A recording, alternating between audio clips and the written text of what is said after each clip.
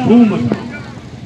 अॼु ही जेको असांजो काफ़िलो प्रोग्रेस अलायंस जी अॻुवाणीअ में हिते पहुतो आहे, उन जो बुनियादी मक़सदु इहो आहे त असांजे ज़िले में 55 खूह गैस जा आहिनि, 2 अरब रुपया जेके आहिनि डीसीअ जे अकाउंट में पिया आहिनि, पर असांजे माण्हुनि खे गैस नथी मिले, असांजे माण्हुनि खे नौकरियूं नथियूं मिलनि।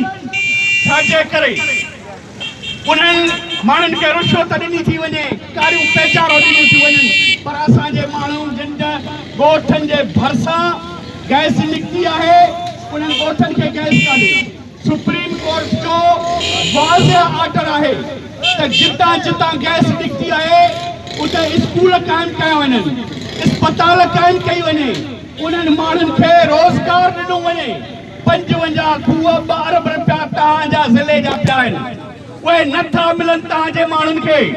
सीपेक तहत वॾो प्रोजेक्ट बिजली घर नुंहं थाणीअ वटि ठहियो आहे, जंहिंमें पूरे पाकिस्तान जा माण्हू नौकरीअ में रखिया पिया वञनि, पर तव्हांजा बच्चा नौकरीअ में नथा रखिया वञनि, उन्हनि जा पैसा था वरिता वञनि त हिते जे माण्हुनि खे नौकरी खपे ई कोन्हे। इन करे ही काफ़िलो तव्हांखे आगाही ॾियण लाइ निकितो आहे। 2 अरब रुपया ही जेके बलजाती इदारनि खे मिलनि था, 2 अरब रुपया साल जे अंदरि उन्हनि को पघारूं कढो, 2 करोड़ कढो, 98 करोड़ बचनि था, उन्हें ख़र्च नथा कनि। अस्पतालुनि जी हालत ख़राब आहे, स्कूलनि जी हालत ख़राब आहे, सॼे ज़िले जा रोड रस्ता ख़राब आहिनि। इन करे ही काफ़िलो तव्हांखे ॿुधाइण आयो आहे त हाणे पंहिंजे वसीलनि जी मालिकी कयो, पंहिंजे बचनि जी मालिकी कयो।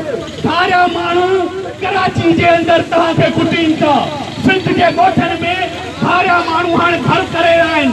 उन करे महिरबानी करे पंहिंजूं ज़मीनूं धारियल माण्हुनि खे न ॾियो, धारियल माण्हुनि खे रोज़गार न ॾियो, धारियल माण्हुनि खे हाणे चओ त बाबा ही वसाइल असांजा आहिनि, असीं हिन ते रखंदासीं।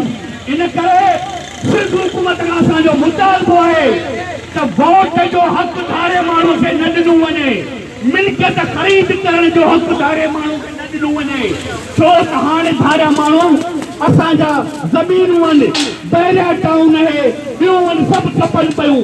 सॼी सिंध खे तीनवाल कयो पियो वञे, सॼी सिंध खे तबाह बर्बाद कयो पियो वञे। इन करे जेकॾहिं तव्हीं चाहियो पंहिंजे मसइलनि जे हक़नि लाइ अलम कयो, बुलंद कयो, त पोइ त ही बची सघंदो, न त हाणे जीअं इसराइल जूं ज़मीनूं खपी वयूं ऐं फ़लस्तीनी दर बदरनि, ईअं त ही दर बदर थींदो। उन करे